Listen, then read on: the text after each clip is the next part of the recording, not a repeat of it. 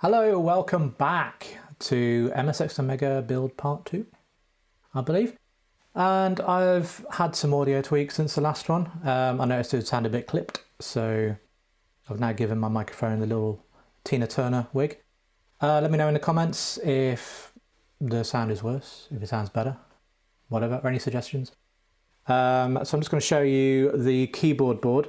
There's a couple of things I did forget on the keyboard. So you can see here I've put, there we are, you can see I put a couple of the chips directly soldered in, mainly because I forgot to order sockets for those ones. Yay me.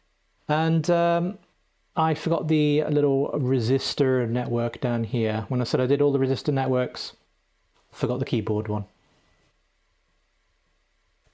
Aren't I clever? Without further ado then, let's roll titles and carry on.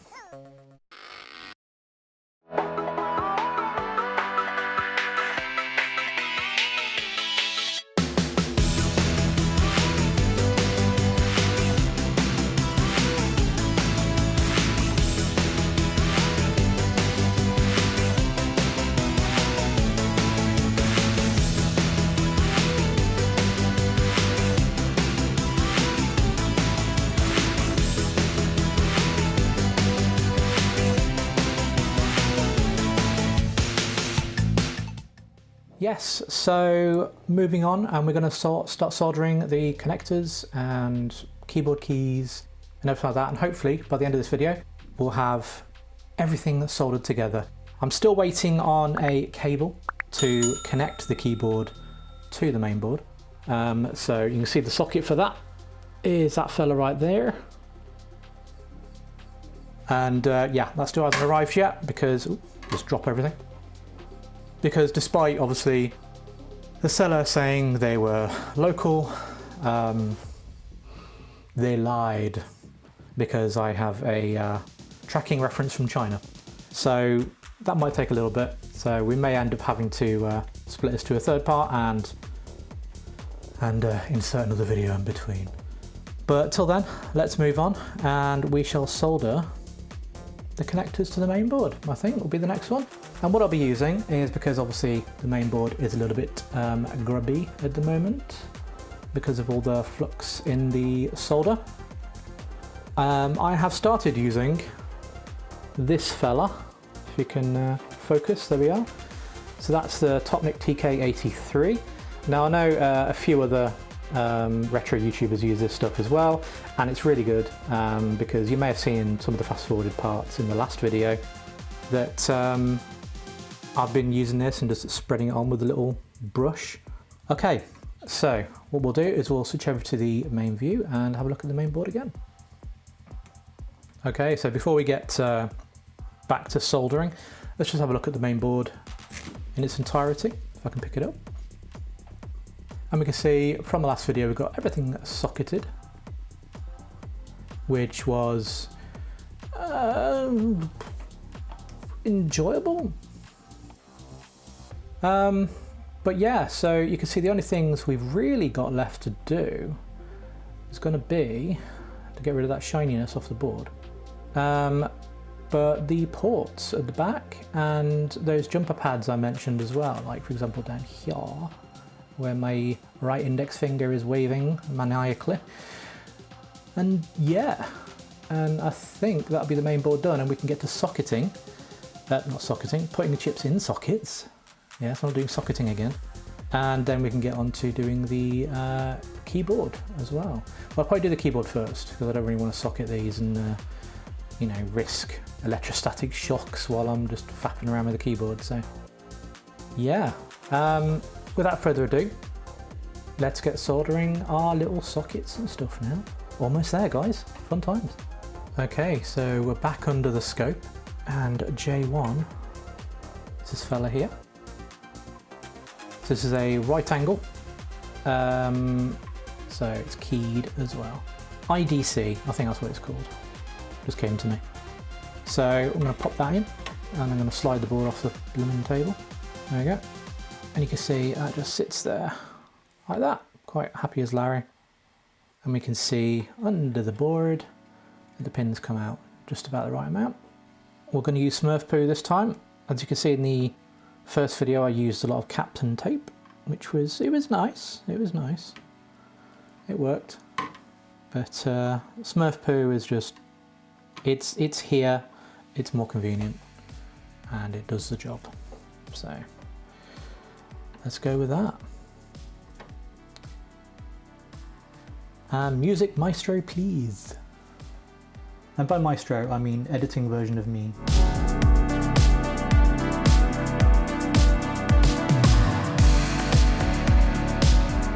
And there we are, Smurf poo successfully completed its job there. And of course, if you want to see me do more projects like this, just, you know, give me a like and subscribe on YouTube, ding the little bell, as you do. So, we can see, if I adjust the focus, that is lovely and flush to the board. It's now ready to have the cable plugged in. That's arriving from Mars, apparently. Because there is no excuse for this balloon delivery time. But yeah, okay. Now back to the main board. So I'm going to do J10. No, I'm not going to do J10. What am I talking about? I'm going to do J11 for the keyboard because I can do both sides of the keyboard then. So we'll do that now. So this is the J11 connector right here, as you can see. And you can see it's keyed. And the great thing is, you can see this little notch there that just says, look at this, this is an arrow, this is pin 1. But even better is that when you pop this in, if you can pop this in, there we go. You can see those two arrows, because there's one that's very faint on the actual connector itself, see there, they line up. So you pretty much can't get it around the wrong way. I mean, you can if you know, don't pay any attention at all, but you know, it does make sense, doesn't it? So, excelente. Let's solder that in. And you know what? Use a bit more Smurf poo. Why not? Make sure he's all connected and snug as a bug on a board.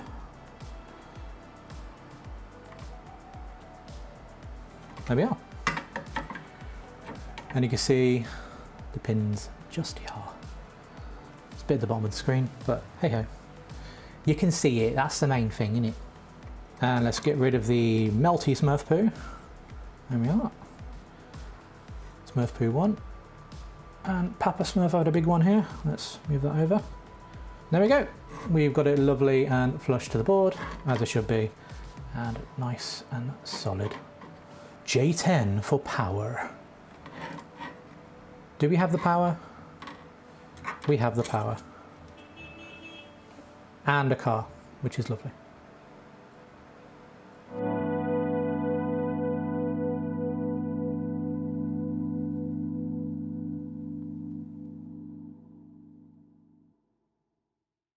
There we are. I had to go clean my tip because that end one was a git. Didn't want to take solder. But with a J10 is now in place, and that's ready for any RAM expansions we want to put in. But again, not going to put any in to start with because they're not necessary. There's 512K on board. Most MSX games, you know, especially ones from the era, are not even going to go to 512K, let alone anything past that. So we won't have anything to worry about there. Okay, and I'll tell you, while we're in this corner of the board, let's do our main power input, shall we? And you can see we've got our 3 pins here. So we just pop it in.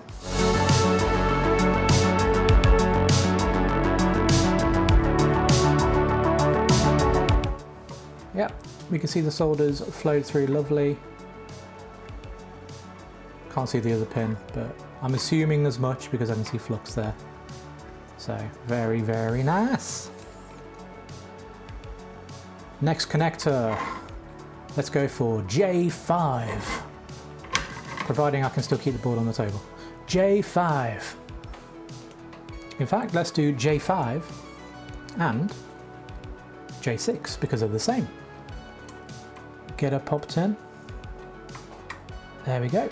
It's a nice snug fit actually, so that shouldn't really go anywhere. It definitely doesn't really twist, but it can be pushed back. So let's get some more Smurf feces. I do buy the stuff direct from Gargamel, so he really knows his stuff when it comes to Smurfs. You can see the two lugs up here, even though that was like, yeah, you can see that wobbling around. And you can see the main pins down here. So we'll get those soldered now.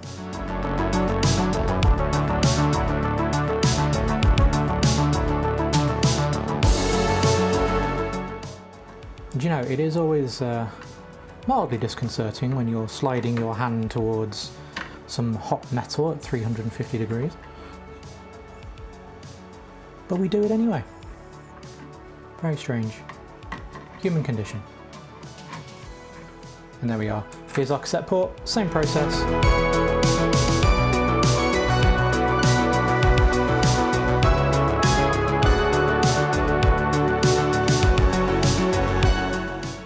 So if we want to load anything from consent, you need consent to load stuff, but you also need a cassette. I mean, you don't, because we'll probably be using these cartridge slots here. Aha! But spoilers, there's a cassette port done. Nice and secure. Yep, that's not going anywhere either. And I tell a lie, there was one thing I forgot to attach earlier, and that's RY1. So we'll get that done as well. And there we are, all soldered. So now we've got these three, I'll say three. We've got two RCAs and one S-video to put in now. So we'll do that because they're staring me in the face. Everyone's seeing a composite connector, I assume. And you just plug a cable in and all your video goes through it. Well, unless you use RGB or, you know, S-video, the one that's right next to it, for a better picture. But it gives you a nice nostalgic kind of thing, you know what I mean? So, can't argue really. And we'll just push her in. Oh, there we go. It's a bit of a tight fit. In the jungle, the mighty jungle. Sorry, I'm like VH1 here, just ignore me. Okay, so this one's a little bit sort of off balance in how it fits, so this might be a bit fiddly. Okay, so we want it straight on the board, so let's just make sure we've got proper sort of connection there.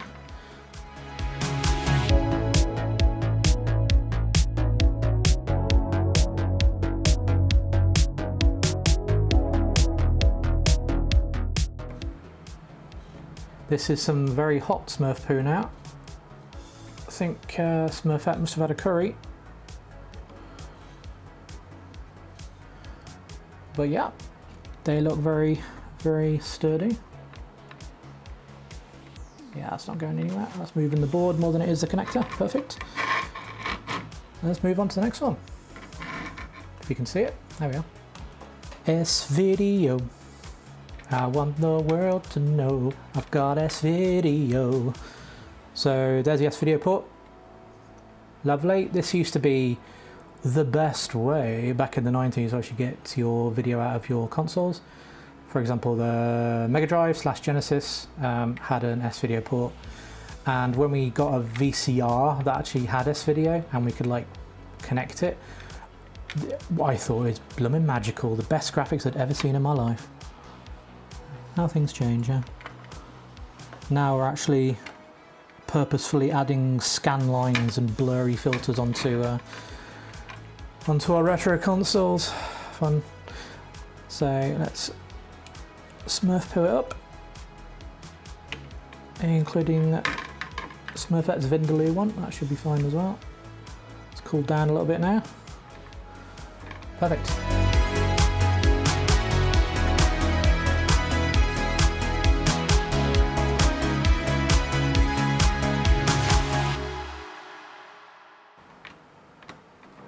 I say I do this for a hobby. It's not a living.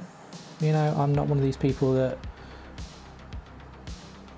gets these things, fixes them up, and then sells them on for a profit.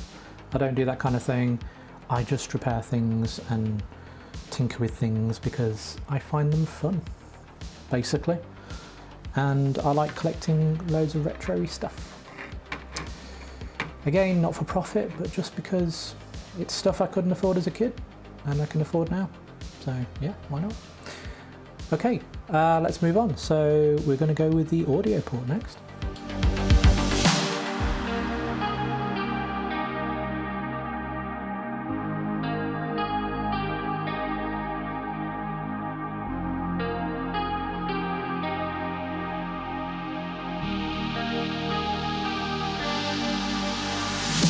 I will say, always use a fume extractor for this kind of stuff, because you may think, it won't be on long, I can just hold my breath. Yeah, no, because that stuff is going to fly around in the air for ages and ages and ages. And it's not good. It's mainly the flux that will get you, unless you're using leaded solder. Oh, shut up now. But yeah, it's mainly the flux that's going to get you, so try and use a extractor wherever you can. If you can't get one of the ones that just vent outside, because obviously they're very expensive, and plus the whole installation nonsense and everything, you can get these desk ones that I've got here, which is just basically a reverse fan with a carbon filter, so it captures all the nasties. But yeah, there's our audio port. Again, nice and secure, not going anywhere. The next one is our printer port. Again, this is completely optional, but yeah, I'm going to put it in anyway, just because. Okay, so here's our little printer port. So it may look a bit unusual. It's not like your standard big massive parallel printer port or USB or whatever. It's actually a type called Centronics, which was an early standard, and some 90s printers still had them, so good times. Anyway, if you are ordering these connectors, just keep in mind that the pins come with them, but they come in a separate bag, so I almost threw them away. So how these go in, it's purely from memory here, so it might be completely different. But honestly, with the way they're folded, it looks exactly the same.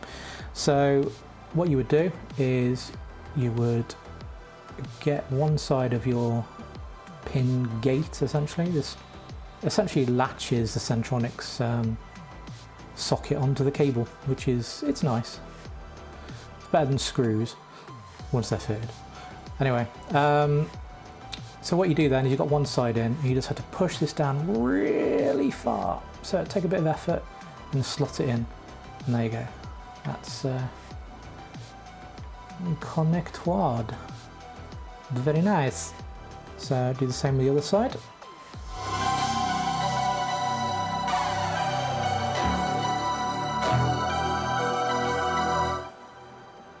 Like so. And it looks like I need to put some screws in here, so I shall have a look in my little bin of screws and see what fits, because I don't want to give it all the support it can, because these ports tend to get a lot of abuse. Well, maybe not so much these days, because who's going to be printing on a retro computer? What do you mean it doesn't have Word? And we can see the ports there at the very top of the screen, because if I do it any further, it's going to fall into my lap, and that's not where I want hot metal.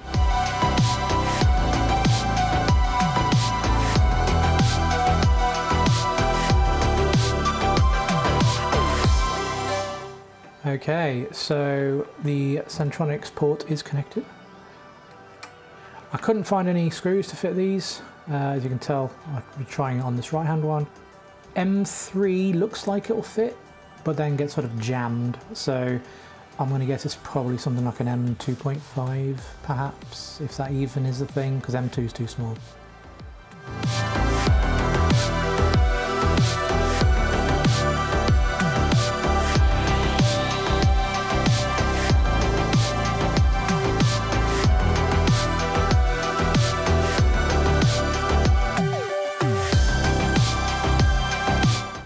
Okay, and that's our sockets in place. And let's see, is the Smurf poo boiling hot? Nope, we've got healthy Smurf stomachs today. There we go, that's our 2 sockets. And yep, very secure, not going to go anywhere. Okay, so we've got 2 more. Well, I say 2 more, 3 more technically. But we got J12, which is for the RAM expansion. We've got the 2 joystick ports. Hooray! Let's get physical with this J12 port.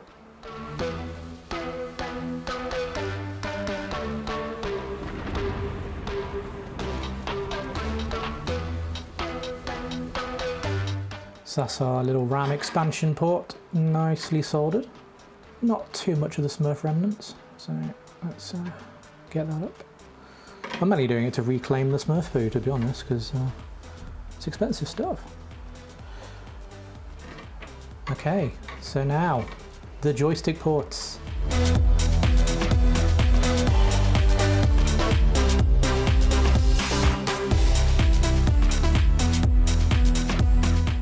And that, ladies and gents, are our joystick ports done. There we are. There's our 1.4 board in all its glory. Sans chips at the moment. Gives it some hefty weight, I can tell you that much. It's much heavier than the board was to start with. Definitely. Gives someone an injury by smacking them with this. Not that you want to, it costs too much. But yeah.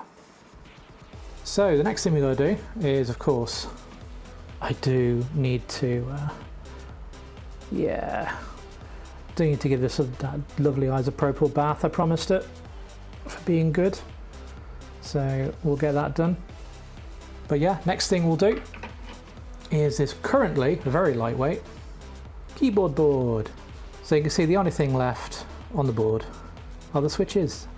And for some reason, please tell me where I can get one if you can find them. But SW65 right at the bottom there. My fingers aren't quite reaching, but here we go. SW65 right here. It's supposed to be a high force linear switch. So basically the high force version of the switches everywhere else. I cannot find that sodding switch anywhere. Literally anywhere. Can't find them. AliExpress, eBay, nowhere has them. The Cherry website even. They just seem to cease to exist. So I haven't been able to find that at all. Luckily, apparently, the normal switch will work, but you may just find the spacebar being a little bit easy to press. But yeah. So, first issue is that this spacebar one was not the right length. So I've had to sort of cut and bend it slightly. And it's still a little bit twisted, but I'll rectify that shortly. So yeah, that was entertaining. And another thing that's entertaining is that the leveling kit for the spacebar, it doesn't actually have any mounting lugs. So let me just show you the leveling kit for the keys. Let's just try and put those sort of side by side. So you can see on this side, this is the side that goes into the board, okay? So that's the side that goes into the board. And this is the side that touches the keys, okay? So on the, this is the one we use for, like, you know, the backspace, shift, return, that kind of thing. And you can see they have these little pegs. which is lovely because they go into the holes in the board. The spacebar one has bugger all. There's nothing there, not a sausage. And I was like, do we just need to balance it and then put the spacebar on top? And I was just thinking, well, that would just be a disaster. Just, you know, slide everywhere. They might even slide out from the spacebar and then you wouldn't be able to press the damn thing. So I'm just going to have to put some double-sided tape on the bottom and just sort of stick it to the board, I think, because there's no other way. So, yeah, that's a peculiar one. So, I don't know why they thought that would be a good idea. What I just described should make a lot more sense. So if we look at the backspace key, okay, and on these ones the bar goes at the bottom from what I've been finding out. So you can see here, you see if I push that down, look, it's actually locked in. And if I just push that clip in, now look, that's not going anywhere. That's how it should be. You know, what's with this smooth arse nonsense down here? What's I supposed to do with that? So anyway, I'm going to put these together and I'll come back and describe what's going on. Okay, so that's all these locked in place very nicely. And ignore my previous ranting. So even though the spacebar one comes with these flat monstrosities that you can't really do anything with, the bill of materials actually provides for that, because you have just enough left of the clippy ones to use with your newly bent bar. So yeah, that'll work fine. And boom, le bar is fitted. It's in the clips. Chuffed with that. Although that one's not in properly. Give me 1 second. There we go. There we go. Everything's now in properly and we're happy. Right then.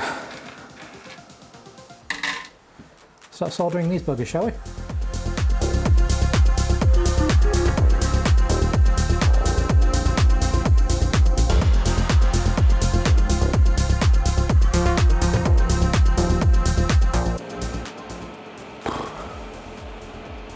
I tell you, it gives your fingers a workout, this.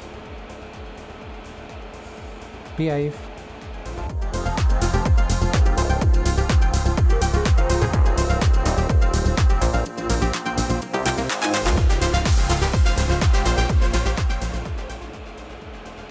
It's a very dramatic named key, isn't it? Calm down, mate.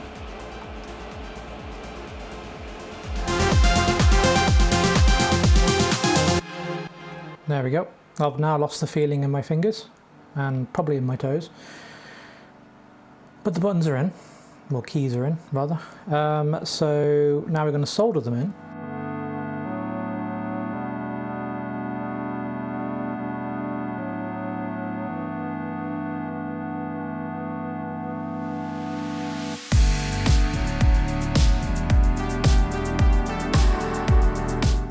Okay.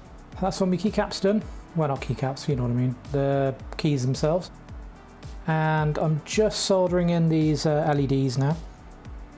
The guide does actually say to leave them till last. But to be honest, I'm pretty confident. Famous last words, eh? I need to touch some wood quickly. There isn't any here. 2 seconds.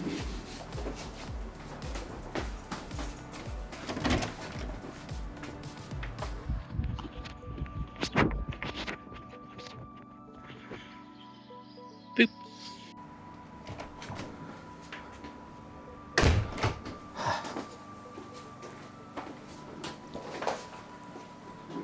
There we go.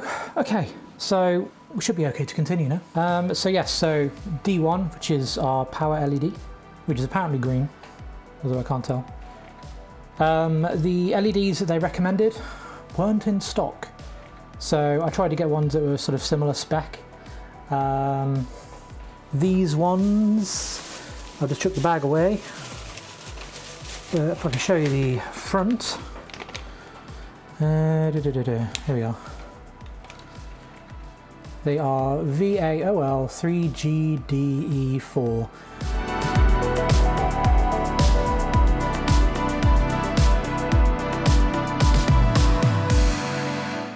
And there we go.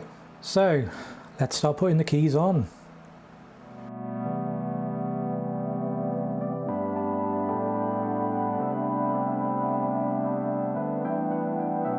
Okay, while I remember, I might as well show you how to put these leveling kits together, because I personally couldn't find anywhere that showed me how to do it. Couldn't find anywhere that even described how to do it. It was just like, here they are, have at. So I've put this one together for one of the, for example, like the shift keys, okay? So what you're aiming for is that this bar should, when sort of twisted, right, it should raise these buttons, so, well, not buttons, but plungers. So if I just try and show you from a side angle, so if I twist this bar, you can see they raise up. If I twist it down, they go back down again. And it's quite smooth as well, so that's what you're looking for, alright? So some places, I'll put this together as a demo, some places will actually tell you, I'll say some places, ChatGPT, right? It will tell you to put everything sort of under, so you can see down here that it's under the plunger entirely, okay? And do you know what? It kind of works. It's very stiff.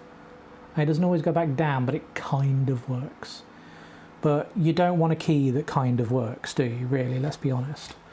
So I'm going to move these remnants out of the way. I'm going to sort of take this one apart, and say this is my demo one, to sort of show you what ChatGPT is telling you to do. So don't listen to that. I mean, don't get me wrong, there might be some constructions where you have to do that, but with these, it's very particular, okay? So these are the ones that are on the BOM, bill of materials, YouTube. Okay, so you can see here, I wonder if I can just get a light to focus on that a bit more. So you can see there, if I put it against the blue, you can see there's the notch, right? And the plunger also has a notch, and it's not out of that side. Let me turn it around. So the plunger also has a notch there, okay? So that side, there's a notch.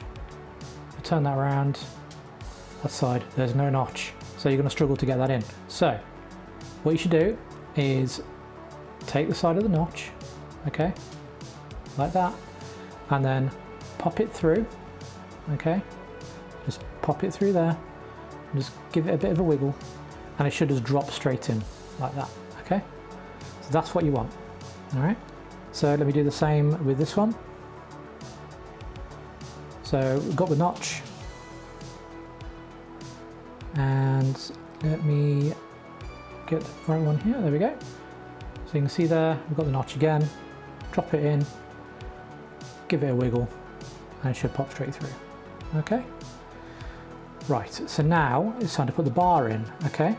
So remember what I said about ChatGPT telling you to put the bar through, just through the thing, but under the plunger itself, okay? Don't do that. I'm trying to get a good angle for you. So you can see on a plunger, in fact I'll just take one of the ones that got deconstructed again, just to demonstrate this bit. Okay, so you can see on the plunger there is a hole in the middle there. If I'll just get my pointy stick. Okay, so you can see there's actually a hole there, but it doesn't go all the way through. Okay, I don't know how well you can see that on camera, but it's a hole there, doesn't go all the way through, and there's technically, let's turn it round, so just it's upside down, right? And there's another one here, okay? That is where you want the bar to go, all right? So, for example, if I put the bar in that top sort of indentation, for want of a better word, I guess, and obviously it doesn't go all the way through, but if you're sort of blindly fumbling on the keyboard with this, you'll think, oh, it's found the recess, you know, that's where it needs to go. It's not. It needs to go in this bottom one here, so it goes all the way through, okay? Right, so I'm going to put this bar together now. So just try and keep your finger on the plunger so it doesn't fall out the bottom. Okay, and you get your bar, and you see this T shape up the top here. So you slide the bar into there and make sure it goes into the hole. So I was actually under it there, so I'll just try again. Make sure it goes into that hole that goes all the way through the plunger. So not the black one that you can see just there. Just going to try and wiggle it around a bit more. There we go. So that should be it if you look on the bottom. But you can see basically the bottom of that plunger is kind of in the way. So you've got it in. So then what you do there with that side is that you clip that bar in into that T shape. Nice satisfying snap. Okay, now that's locked in. So that's not going anywhere. If I rotate this little bar and just put it on its side so you can see from the angle you're at, you can see it's a little bit hard to demonstrate, but you can kind of see that when I move that bar, the plunger goes up, which is what we want to do. So we've got to do that to the rest of them, and we can continue with the keyboard.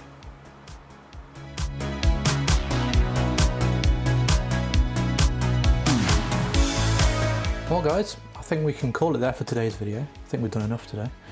So we now have our keyboard. How's about that?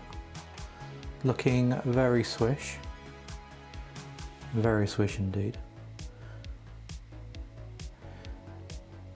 Now I will say, because I had to bend the spacebar stabilizer myself, that's the only key that I have problems with. For, you know, obviously because I did it. Right? Watch.